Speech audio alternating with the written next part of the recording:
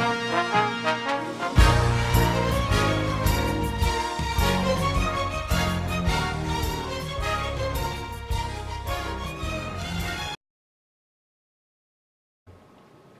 right, welcome back to the exciting book of Genesis. In the beginning. Okay. We're in Genesis chapter 3, and it deals with the fall of man. Let's jump right in. Genesis 3:1. It says, "Now the serpent was more subtle than any beast of the field which Yahuwah Elohim had made. And he said unto the woman, Yea, hath Elohim said, Ye shall not eat of every tree of the garden?" Okay, that's verse 1. Let's define some of the terms here in verse 1. First, let's speak to the serpent. The serpent here is the word nakash, number 5175, meaning a snake, from its hiss. And that's important. It speaks to a snake from its hiss, not from so much as its look, but from its hiss. It's from Nakash number 5172, meaning to hiss, that is whisper. Generally, to prognosticate, that is divination or foretell. Now, that speaks to the serpent. It says he was more subtle than any beast of the field. What is meant by being subtle? The word is Arun, number 6175. And it means to be cunning or crafty in being or making bare. It's the passive participle of Arun, number 6191, meaning to be or make bare. That is naked. So, when you look at this, we can see that the serpent was more cunning or crafty at being bare than any other beast of the field. Now, when you think about bare, something that's, that's naked or bare, so to speak, and you think about the beast of the field, the serpent is kind of bare, isn't it?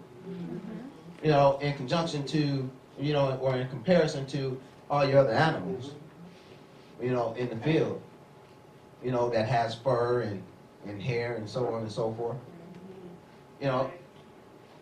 So, did you say? I'm sorry. Oh. So, just something to think about. But also, it can mean to make bare. So he was more crafty. He was subtle. He was more crafty. He was more cunning at making someone else bare. At making someone else become naked. All right?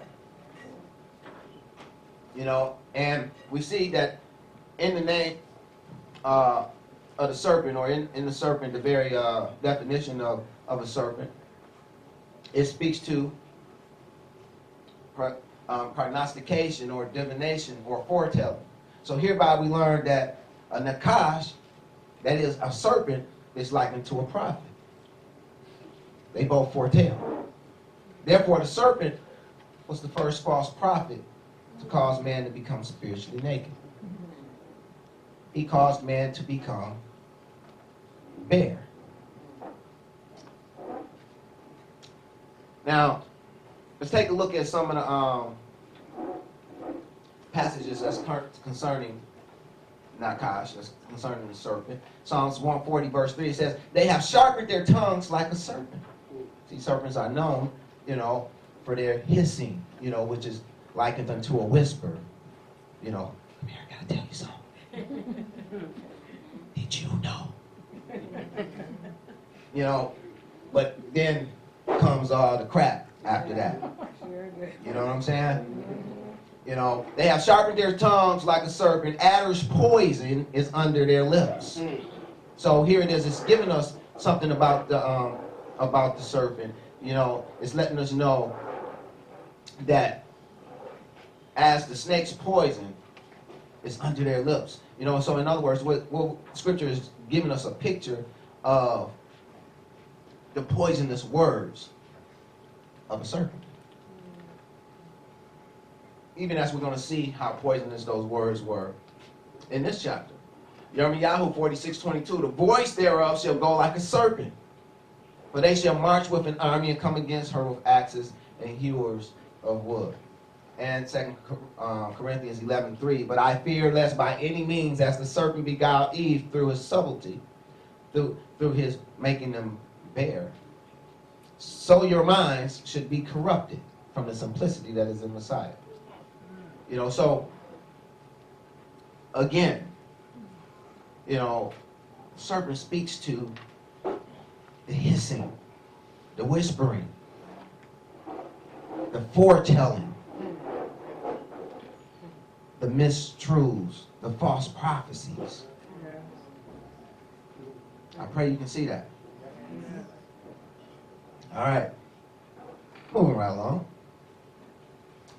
Let's take a look at Yeshayahu 6:1-3. You know, because it speaks to, we're still dealing with the serpent. We speak, you know, and you know, one thing that, you know, I'm trying to accomplish here is to show that a serpent wasn't necessarily talking about a snake in the sense that we know it. Okay?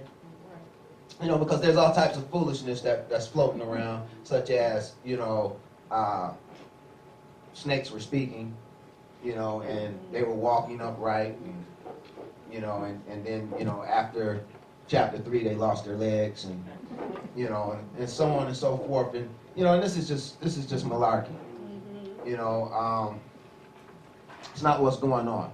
So the serpent, being a serpent, speaks to the whispering. It speaks to the false prophecies.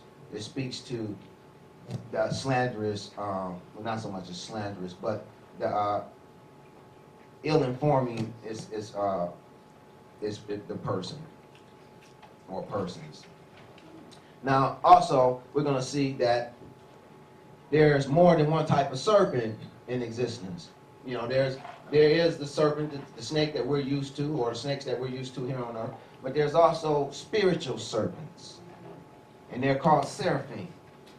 In Yeshayahu 6:1-3, we read, in the year that King Uzziah died, I saw also the Adonai sitting upon a throne, high and lifted up, and his train filled the temple. Above it stood the seraphims. Each one had 6 wings. With twain he covered his face, and with twain he covered his feet, and with twain he did fly. And one cried to another and said, Holy, holy, holy is Yahuwah Zabaoth. The whole earth is full of his glory. So, it's clear here that we're talking about spiritual beings. Amen? And they're called seraphim, from the root word seraph. Seraphim is just the plural version. Okay? Then we have Yeshayahu 14:28-29. It says, in the year that King Ahaz died was this burden. Rejoice not thou, whole Palestina, because of the rod of him that smote thee is broken. For out of the serpent's root shall come forth a cockatrice, and his fruit shall be a fiery flying serpent. This fiery flying serpent is number 83:14 in the Hebrew. It is a seraph. The same being that's described here with the 6 wings, the spiritual being that's before the throne of Elohim, saying, crying, holy, holy, holy is Yahuwah. Also, Yeshayahu 30:6-7. The burden of the beast of the south into the land of trouble and anguish, from whence come the young and old lion, the viper and fiery serpent. They will carry their riches upon the shoulders of young behinds, and their treasures upon the bunches of camels, to a people that shall not profit them. For the Egyptians shall help in vain, and to no purpose therefore have I cried concerning their strength is to sit still. I mean, you know, sometimes your strength is just to sit still, to do nothing. You know, but that's not why we came here. You know, this viper and fiery serpent that's being spoken of is again, number 83:14, seraph. The same term that's used to describe these spiritual beings, the seraphim, which had the 6 wings that was crying, holy, holy, holy, before the throne of the Most High. You know, so I pray that you're starting to see a picture that this serpent isn't just, you know, what we call a snake. Amen? You know, there's more to the story. Also, we're going to take a look at Numbers, chapter 21, verses 5 through 9. It says, and the people spake against Elohim and against Moshe. They never want to speak against Elohim and his prophets. Let's see what happens next. What they say? They say, wherefore have ye brought us up out of Mitzrayim to die in the wilderness? For there is no bread, neither is there any water, and our soul loatheth this light bread. And Yahuwah sent fiery serpents among the people, and they bit the people, and much people of Israel died. Therefore the people came to Moshe and said, we have sinned, for we have spoken against Yahuwah and against thee. Pray unto Yahuwah that he take away the serpents from us. And Moshe prayed for the people. And Yahuwah said unto Moshe, make thee a fiery serpent, and set it upon a pole. And it shall come to pass that everyone that is bitten, when it looketh upon it, shall live. And Moshe made a serpent of brass and put it upon a pole. And it came to pass that if a serpent had bitten any man, when he beheld the serpent of brass, he lived. Okay? Okay, so now what I'm trying to point out here is that Yahuwah sent fiery serpents among the people. These fiery serpents is seraphim. Number 83:14. So again, you know, we see in Yeshayahu 6:2 through 6, you know, that these spoke of spiritual beings. So here it is. Yahuwah is telling him, make thee a tells Moshe to make a fiery serpent, a seraphim, a spiritual being, if you would, and set it upon a pole. And Moses makes a nakash. This word serpent here is actually nakash. You know, the same as the serpent that's in the garden. You know, so what I'm trying to get you to see is that, yes, there is earthly snakes and there are spiritual snakes. Earthly serpents, spiritual serpents. Okay? Moving on. Let me have my first reader read Genesis 3:2 through 5, please. And the woman said unto the serpent, we may eat of the fruit of the trees of the garden, but of the fruit of the tree which is in the midst of the garden, Elohim hath said, ye shall not eat of it, neither shall ye touch it, lest ye die. And the serpent said unto the woman, ye shall not surely die, for Elohim doth know that in the day ye eat of thereof, then your eyes shall be opened, and ye shall be as gods, knowing good and evil. Okay, thank you. Now here it is. The woman said unto the serpent, we may eat of the fruit of the trees of the garden, but of the fruit of the tree which is in the midst of the garden, Elohim hath said, ye shall not eat of it, neither shall ye touch it, lest ye die. Now, these 4 words, shall ye touch it, is all taken from one Hebrew word, nagah, number 5060, meaning to touch. Euphemistically, it means to lie with a woman. You know, when we consider verses 4 and 5, we must also consider that this is the first false prophecy. You know, this is the first false prophecy, you know, in that here it is, the serpent is whispering unto the woman, telling her, nah, y'all don't know what he's talking about. You know, ye shall not surely die. Or in other words, not if he doesn't know what he's talking about, he's just flat out lying to you. Ye shall not surely die. For Elohim doeth know that in the day ye eat thereof, then your eyes shall be opened. You know, I should have put the word etz up here, which is Hebrew for tree, because within its primitive root, you know, it actually speaks to a closing of the eyes. I think it is in here. Maybe I'm getting ahead of myself. But anyway, this is the first false prophecy. You know, here it is. You have the serpent prophesying that they shall not surely die. Prophesying that they shall be as gods, knowing good and evil.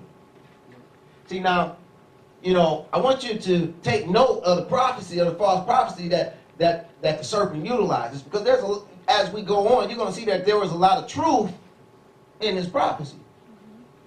There was some truth in this prophecy, but there were also some lies and deception in this prophecy.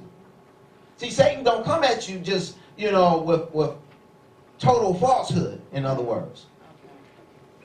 You know, he mixes the truth with the falsehood. You know, try to twist the understanding thereof.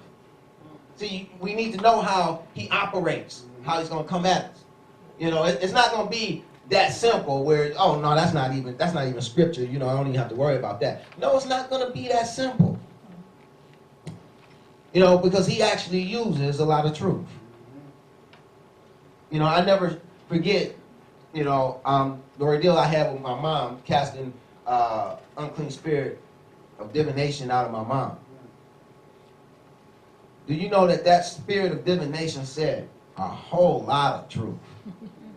It prophesied a whole lot of stuff that came to pass. She knew things that is just, you know, she shouldn't have known, you know, by normal circumstances. You know, and I bore witness to that with my very own eyes, with my own personal experiences, you know. But 100% of the things that she said didn't come to pass. Maybe 85% of them. But that other 15%, not so. See, Yah is 100% right all the time.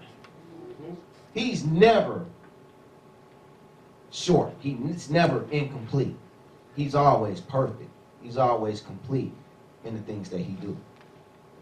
You know, so he will not let his prophets' words fall to the ground. So this is how, one of the ways we tell the difference. But here it is, the first false prophecy ever told. You know, and it was trying to deceiving Adam and the woman into believing that they were going to be as gods. You know, and that their eyes were going to be opened. You know, and in a way they were, and in a way they weren't. You know. But like unto Yah, the serpent has many attributes. You know, we read about Yah and his different attributes. The serpents have different attributes as well. And they're presented for us in Revelation 12:9. It says, the great dragon which was cast out, that old serpent, called the devil and Satan, which deceiveth the whole world. He was cast out into the earth, and his angels were cast out with him. So again, here it is. We're talking about a spiritual being. We're not talking about a fleshly animal upon the earth. Okay? And it's even making note to call him that old serpent that dates way back to the beginning. You know, he's called the devil. And he's called Satan. He deceiveth the whole world. Even as he deceived the whole world during this time that we're reading about. Yes. Even though it wasn't hard to do, it was only a couple of them, you know. But he's been doing it ever since. Yes. You know, and so, you know, because he's such a important figure in Scripture, you know, I figured, you know, we'll address these different names in which he's called. The great dragon, which speaks to great oppression. You know, the dragon speaks to the oppression of, that a people is put under. You know, hence, Mitzrayim is called a dragon because they oppressed Yah's people. The old serpent speaks to the false prophecies. The devil speaks to false accusations and slander, You know, how folks just lie on you for no reason, for no good reason. They just, I think I'm just going to tell some lies on Obadiah today. Nothing else better to do. You know, think I'm going to slander him. You know, the Satan or the Satan speaks to him being our adversary, our opponent. You know, so these are the different characteristics of our enemy. So, I pray that everyone has a better understanding of the serpent, or at least what the serpent could be. Yeah. Amen. Genesis 3:6. And when the woman saw the tree, when this woman saw that the tree was good for food, and that it was pleasant to the eyes, and a tree to be desired to make one wise, she took the fruit thereof and did eat, and gave also unto her husband with her, and he did eat. I hear a lot of people get this one twisted too. You know, they say all kind of stuff about, you know, she went and got Adam and, you know, and had him do this, that, and the other. You know, It says right here he was with her. Yeah. He was right there. She didn't have to go anywhere. He was right there, right by her side. You know. So, this word tree is etz, number 6086, meaning a tree from its firmness. You know, so that's how it's relating to the tree, from its firmness. To make fast or make firm, that is to fasten or close shut the eyes. You know, so within the very definition of a tree, it speaks of fastening and closing shut the eyes. Whereas Hasatan, the serpent, told them that their eyes would be open. You know, and as we see, there's going to be some truth to that. But there's going to be some falsehood too. You know, it says that the tree was pleasant to her eyes. What does it mean by pleasant? The Hebrew word is tahava, number 8378, and it means a longing. It's from avah, number 183, meaning to wish for. So, you know, it was pleasant to the eyes. It was something to long after. It was something, you know, that you wish you could have. And it says a tree to be desired to make one wise. This word desired is kamad, number 2530, meaning to delight in. You know, so it was a tree to delight in, to make one wise. And what does it mean by to make one wise or wisdom here? It's sakab, number 7919, meaning to be or make or act circumspect. That is, heedful of circumstances and potential consequences. You know, so here it is. They were eating of this tree thinking that it was going to cause them to become heedful of their circumstances and potential consequences, which it in fact did not do, because, you know, they didn't fully understand the circumstances of the action that they were taking and eating of the tree and the potential consequences. Where they did understand the potential consequences, which was death, but they just didn't believe it. They did not believe it. But Yah told him, and that day he would surely die. And that's another point I wanted to point out. You know, whereas Eve says, Elohim have said, "You should not eat it, neither shall you touch it, lest you die." You know, you have a lot of people that says, you know, she was lying right there. You know, because Yah never said for her not to touch it. He just said, don't eat of the tree. You know, which is, again, malarkey. You know, first of all, she's not the first liar. Satan is the first liar. You know, she didn't know what a lie was at the time, so she wasn't lying. You know, it could just be that he told Adam something at one time and told her something at another time, saying that when he told Adam, she wasn't even in existence. You know, so there's no reason to think that she's lying. If she says that Yah said it, then hey, Yah said it. She didn't know how to lie at the time. So, Genesis 3:7 says, "And the eyes of them both were open, and they knew that they were naked." So their eyes were open, and they knew that they were naked. Whereas before, I guess some eyes of theirs were closed, and they didn't know that they were naked. You know, wasn't no big deal. But now, after this incident, they knew that they were naked. And they sewed fig leaves together and made themselves aprons. Okay, so this word naked, very important word. Aram, number 5903, meaning nudity, is from Aram, 6191, meaning to be or make bare. That should sound familiar. That's the root of this very same word that was translated as subtle in speaking about the serpent, where it said he was more subtle than any other creature. Remember? You know, meaning to be or make bare, i.e. lacking the usual or appropriate covering. So whatever covering they had before eating of the tree, they no longer had. They were lacking their usual or appropriate covering, which was of Yah. And now they found themselves naked. See, and I want you to understand that whenever you go against the will of Elohim, you cause yourself to become naked. He is our covering. Yes. And he covers us with his will way, the will way and purpose he has for our lives. And when we go against that will way and purpose that he has for our lives, we cause ourselves to become naked, even as Adam and Eve have become naked at this point.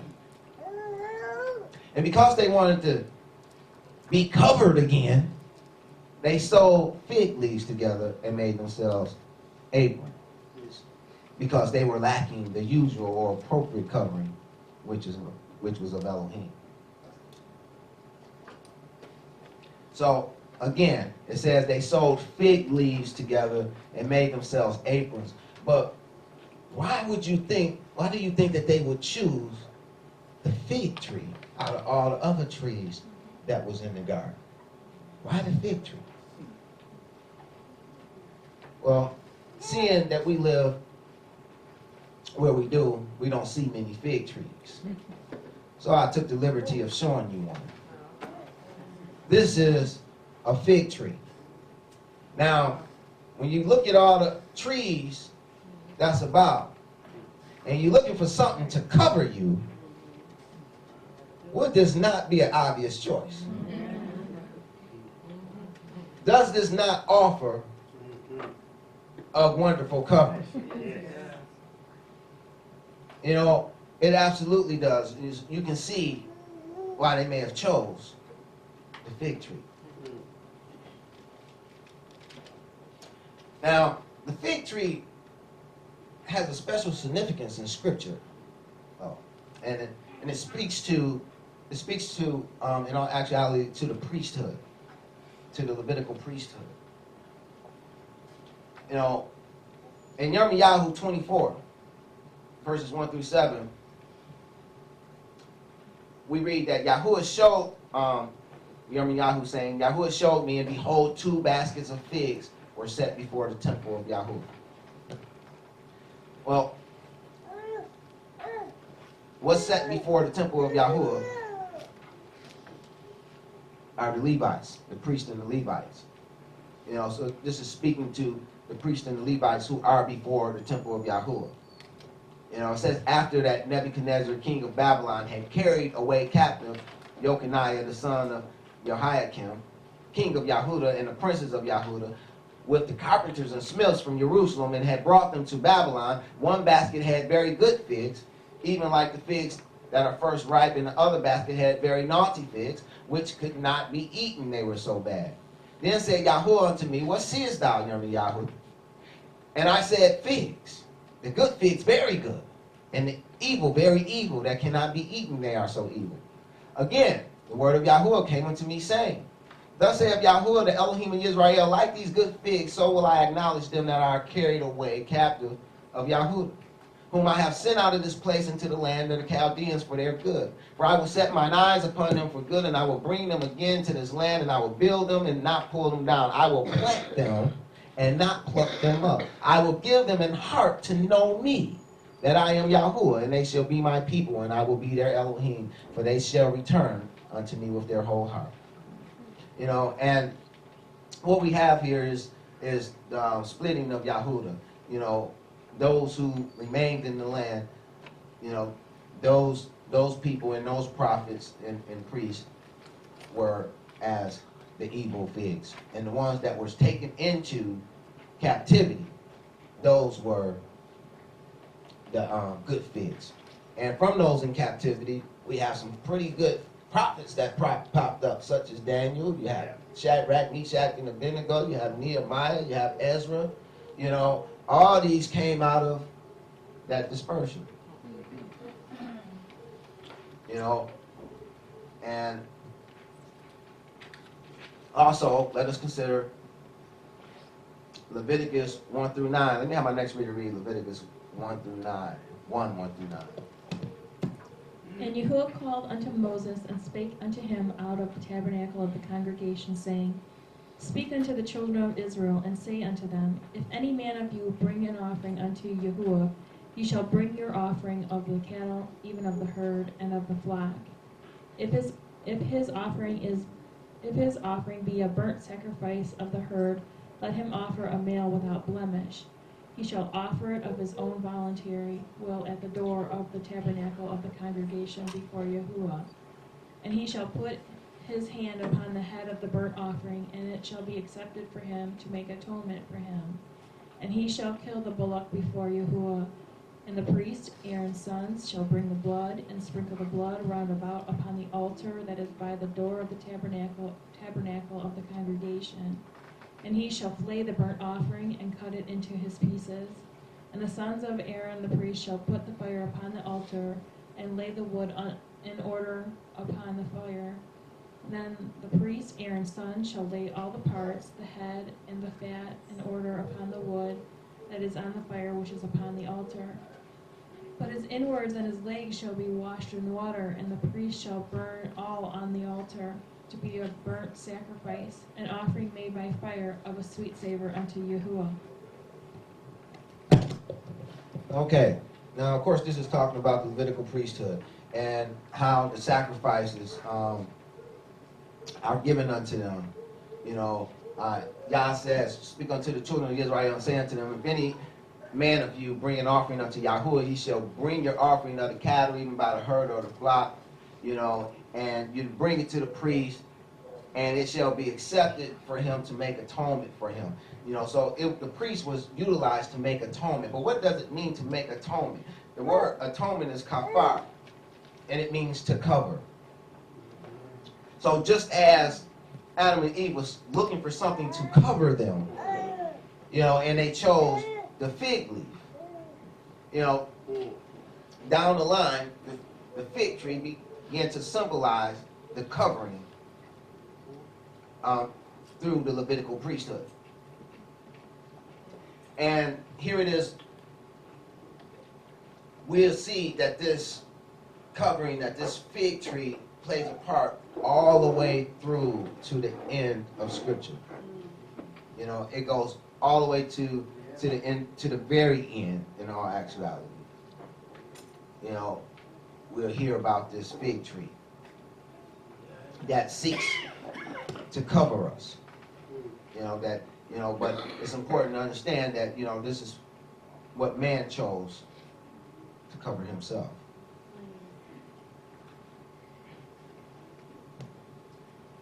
Our next read is Genesis 8 through 13. And they heard the voice of Yahuwah Elohim walking in the garden in the cool of the day.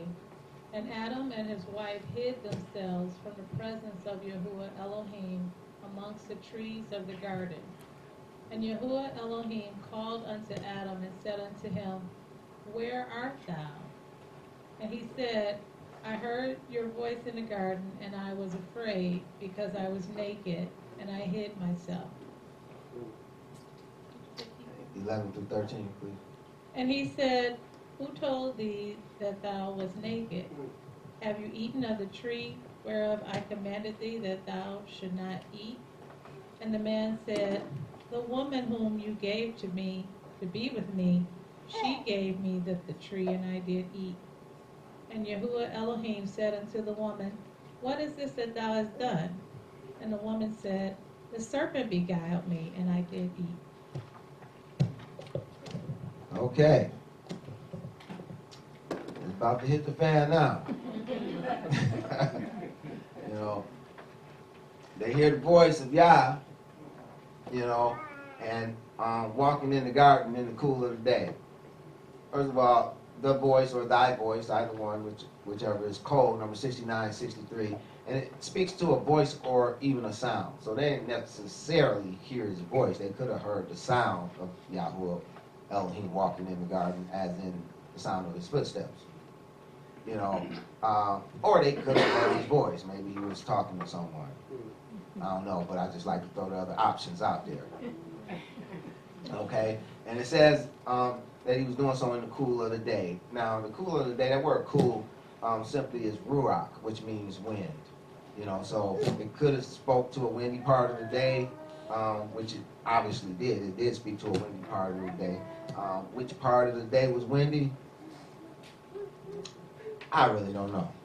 You know, and no one else really knows either. You know, but we know it was the cool of the day.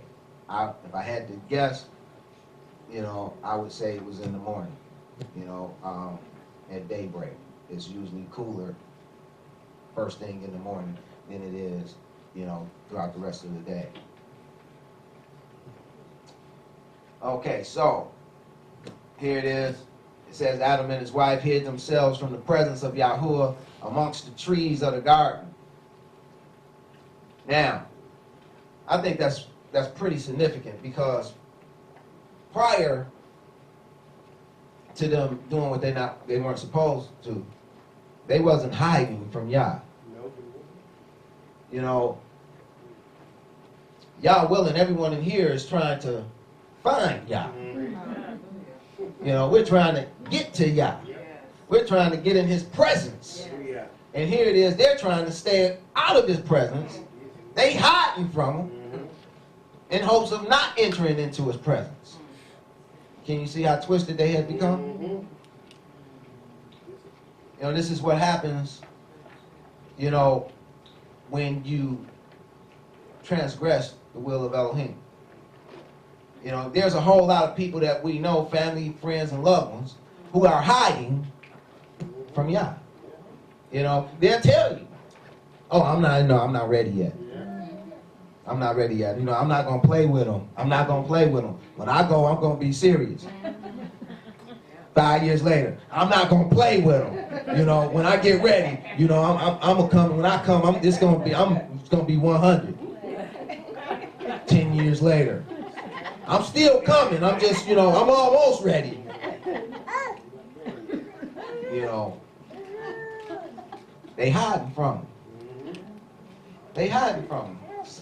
Because they know that they're outside of his will, so they don't want to go near him.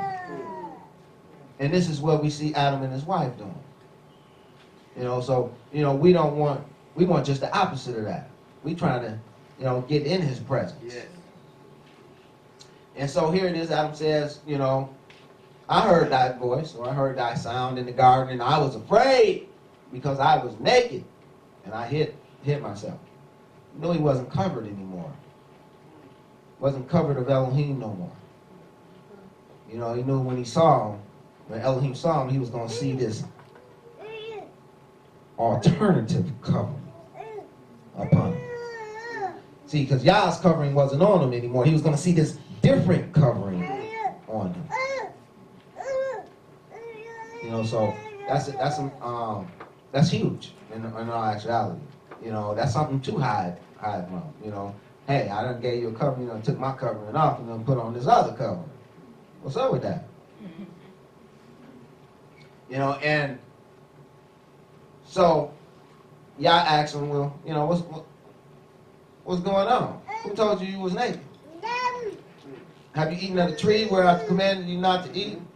And of course, you know, he turned to the woman who was probably still at his side.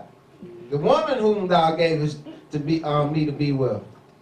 The woman whom thou gavest to be with me, she gave me of the tree, and I did it.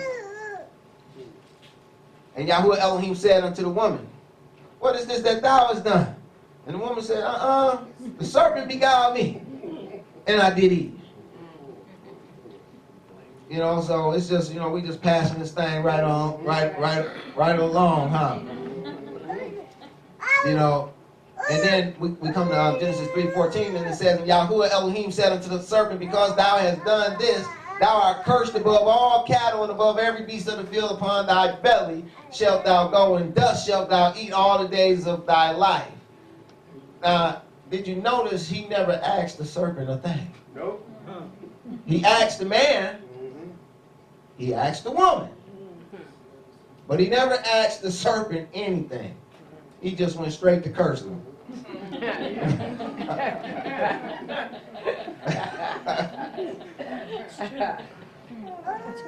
Now, here it is. It says that upon thy belly shalt thou go. You know, and dust thou shalt eat all the days of thy life. And I've heard people say, you know, yeah, previous to this, you know, snakes they were walking upright like us. You know, and because of this curse, you know, that's why they, you know, they have to slither on their bellies now. Malarkey. This is a figure of speech. This is a figure of speech. Thy belly shalt thou go. Speaks to one who's like extremely humiliated. You know, the utmost humiliation. You know, as we see it utilized in Psalms 44:22-26. It says, yea, for thy sake we are killed all the day long. We are counted as sheep for the slaughter. Awake, why sleepest thou, O Adonai? Arise, cast us not off forever. Wherefore hidest thou thy face, and forgettest our affliction and our oppression? For our soul is bowed down to the dust, our belly cleaveth unto the earth. Arise for our help, and redeem us for thy mercy's sake. You know, so here it is, we see that these which are being persecuted, you know, ultimately for righteousness' sake, you know, they're saying their soul is bowed down to the dust, their belly cleaveth to the earth. It's showing that they are completely humiliated. They're completely humiliated before their opponents, before their adversary. Okay?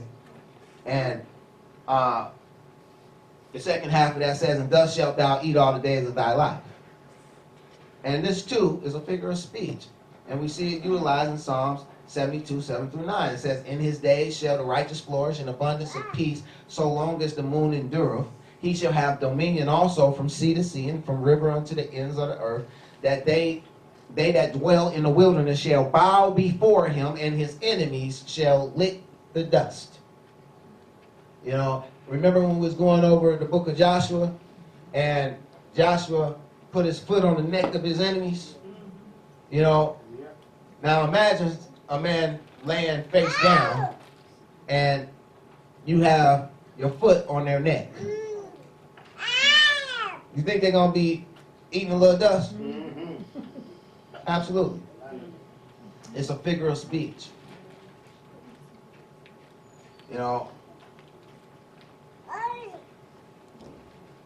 So this is what we want to acknowledge from this, that, you know, this is a figure of speech. And then also we want to take note that the curses that's given of Yah coincides with the offenses made. Hence the serpent, which wanted to be exalted, is cursed to be abased. Where he wanted to be exalted, now he's the lowliest of them all. He wanted to be lifted up. And instead he's brought all the way down. Let me have my next reader read Genesis 3, verses 15-19. And I will put enmity between thee and the woman, and between thy seed and her seed, and it shall bruise thy head, and thou shalt bruise his heel. Unto the woman he said, I will greatly multiply thy sorrow, and thy conception.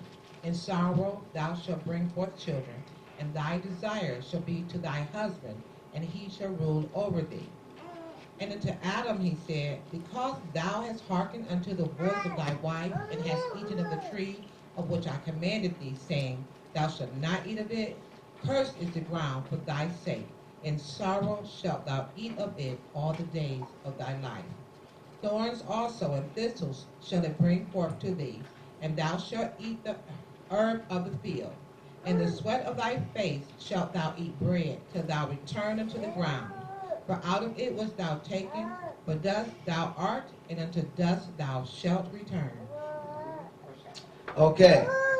So here it is. It says, I will put enmity between thee and the woman, and between thy seed and her seed. It shall bruise thy head, and thou shalt bruise his heel.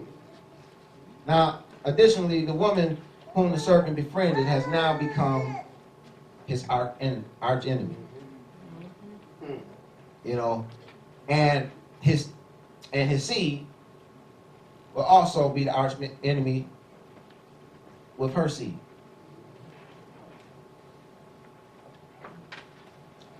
His seed, what seed? His seed, what seed? His seed. And unto the woman he said, I will greatly multiply thy sorrow and thy conception in sorrow, and thou shalt bring forth children, and thy desire shall be to thy husband. You know, the woman's curse is also befitting for her actions. We see that the word conception here is Hebron, number 2032, which means pregnancy. So he's saying, I will greatly multiply thy sorrow and thy pregnancy. And this word sorrow here is, it's zabon. It's zabon. Okay. Number 6093, meaning worrisomeness, that is labor or pain. And the word children here is ben.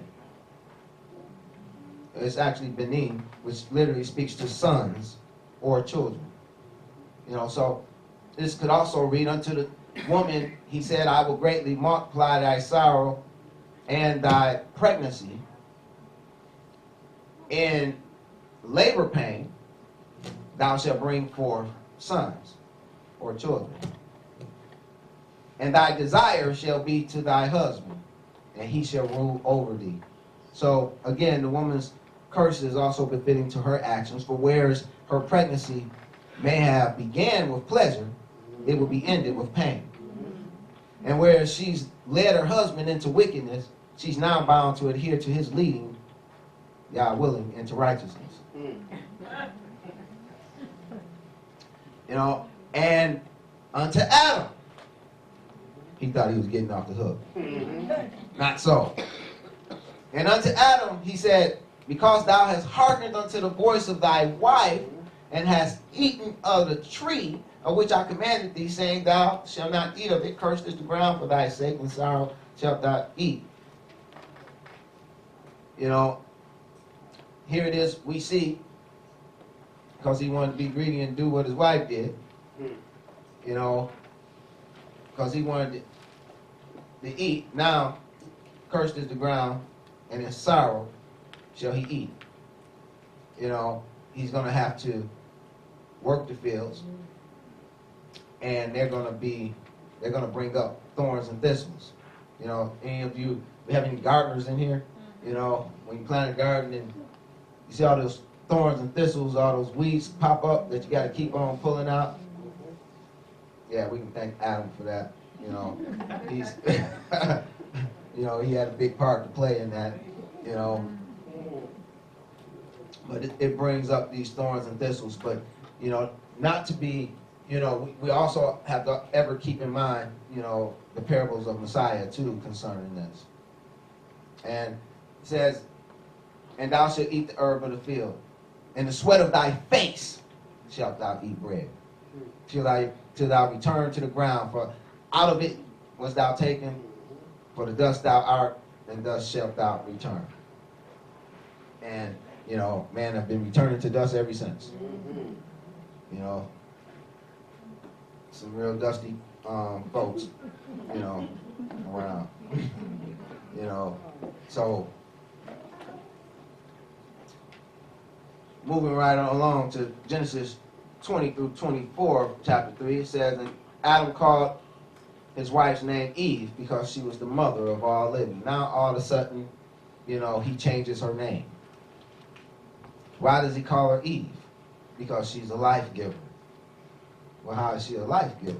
Because she's given life to that which is within her womb. Genesis 3:21, unto Adam also and to his wife did Yahuwah Elohim make coats of skins and clothing. This word coats is kephane, number 3801, meaning to cover. And the word skins is a very interesting word. This or in the Hebrew, number 5785, meaning skin as naked. It's from number 5783, meaning to be bare or be made bare. Now that should sound familiar by now, because this is the same root word of the word for subtlety, in which the serpent was the most of.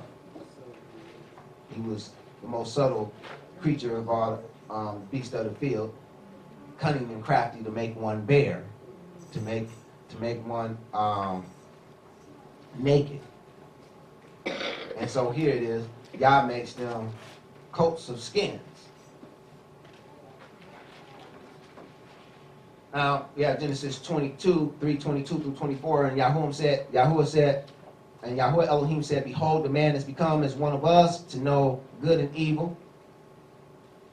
Now, let's stop right there for a minute, because this is one of the things that the serpent said, is it not? That you will become as gods, knowing good and evil. So they wasn't lying about that. Because Yahuwah Elohim is saying, behold, the man has become as one of us to know good and evil. Now unless he put forth his hand and take also of the tree of life and eat and live forever. Therefore Yahuwah Elohim sent him forth from the garden of Eden to till the ground from whence he was taken. So if he sent him forth from the garden of Eden to till the ground from whence he was taken, then obviously he was not taken from the ground within the garden of Eden. Make sense?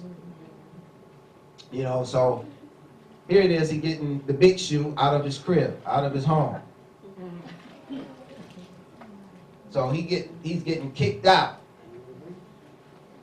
evicted, because he chose another covering over Elohim. And it's no different for us. If we choose a different covering other than Elohim, we'll get evicted from his kingdom as well. Says, so he drove out the man and placed at the east of the garden, that is at the front of the garden of Eden, cherubims and a flaming sword which turned every way to keep the way of the tree of life. Here it is. We're told here within this passage that Adam took the fig tree and covered himself. Man can only cover himself temporarily. Our true covering comes from Yah. That's the true covering that we need. When we start talking about this covering of the fig tree, we'll notice something that's always included with it. Let me have my next reader read 1 Kings 4:21 through 25 and Zechariah 3:8 through 10. 1 Kings 4:21 through 25. And Solomon reigned over all kingdoms from the river unto the land of the Philistines, and unto the border of Egypt. They brought presents, and served Solomon all the days of his life.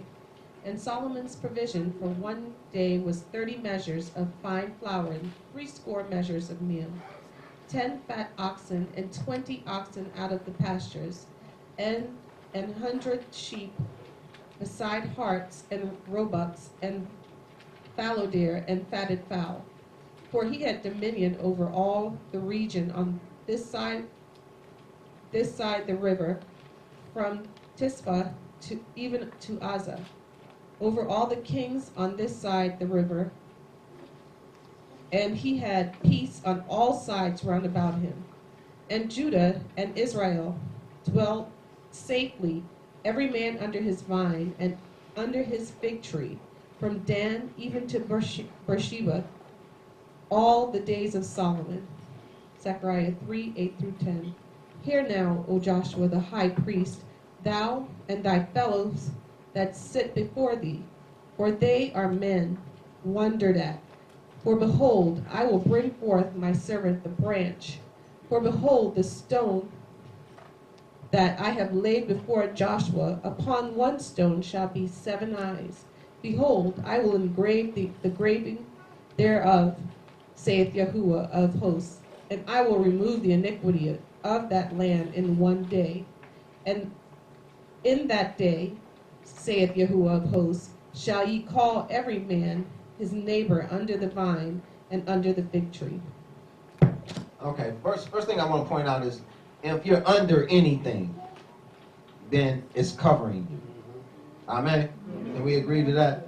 You know, if you're up under anything, then it's obviously covering you. You know, and this is, you'll see this phrase several times in Scripture about, you know, being under the vine and under the fig tree.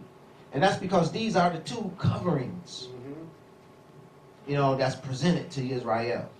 The covering of the fig tree and the covering of the vine. And it speaks to the two priesthoods, the Levitical priesthood and the priesthood of Melchizedek. You know, also we see in Micah 4:1-5, it says, but in the last days, and of course Solomon is a type of Yahshua, Joshua the priest, or Yahshua the priest is a type of Yahshua. You know, and here we read in Micah 4:1-5, it says, but in the last days it shall come to pass that the mountain of the house of Yahuwah shall be established in the top of the mountains, and it shall be exalted above the hills, and the people shall flow into it. And many nations shall come and say, come, let us go up to the mountain of Yahuwah and to the house of Elohim of Yaakov. And he will teach us his ways, and we will walk in his paths. For the law shall go forth from Zion, and the word of Yahuwah from Jerusalem. And he shall judge among many people, and rebuke strong nations afar off.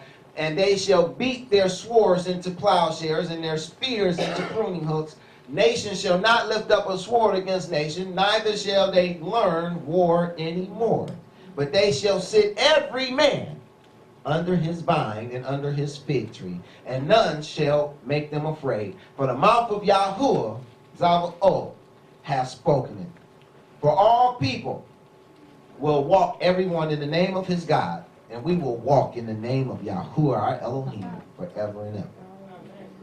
Again, speaking to the time of the Messiah, you know, when we will be allowed to be up under the fig and the vine. Speaking of the vine, let's scripturally define the vine. Yochanan 15:1-9, I am the true vine, and my Father is the husbandman, says Yahushua. Every branch in me that beareth not fruit, he taketh away, and every branch that beareth fruit, he purgeth it, that it may bring forth more fruit. Now ye are clean through the word which I have spoken unto you. Abide in me, and I in you, as the branch cannot bear fruit of itself, except it abide in the vine. No more can ye, except ye abide in me. I am the vine, ye are the branches. He that abideth in me, and I in him, the same bringeth forth much fruit. For without me ye can do nothing. If a man abide not in me, he is cast forth as a branch and is withered, and men gather them and cast them into the fire, and they are burned. If ye abide in me, and my words abide in you, ye shall ask what ye will, and it shall be done unto you. Herein is my Father glorified, that ye bear much fruit. So shall ye be my disciples. As the Father hath loved me, so have I loved you. Continue in my love. You know, Yahshua says he's divine. And he tells us that, you know, Scripture also teaches us that we're the temple. Amen? Yeah. We're the temple of Elohim. He's divine. You know, how many of you know that a vine covers just as well as a fig tree? It does, but it does it a little differently. Yeah. If you take this, look at this picture of this old church that's covered with the vine. You see, it is covered with the vine. And I love that the vine is red, you know, showing that it's also covered with the blood of Yahshua. Amen? How about this one? You know, we're to be the temple. The vine, which is Yahshua, seeks to cover us. We're to be covered with the vine. You know, when it's all said and done, we're going to be sitting up under either the vine or the fig tree. And as we mentioned, you know, both of these are speaking to the two different priesthoods, the Levitical priesthood, and the vine, the priesthood of Melchizedek. Remember when the Messiah walked the earth, he cursed the fig tree. Remember that, right? You know, and he said from henceforth, you know, bear no more fruit. I haven't seen that fig tree bearing fruit since. Amen? Amen. Now, I'm going to put both of our coverings together. See, because I want us to be able to acknowledge the difference within the coverings. What do you notice different about the covering of the fig tree versus the covering of the vine?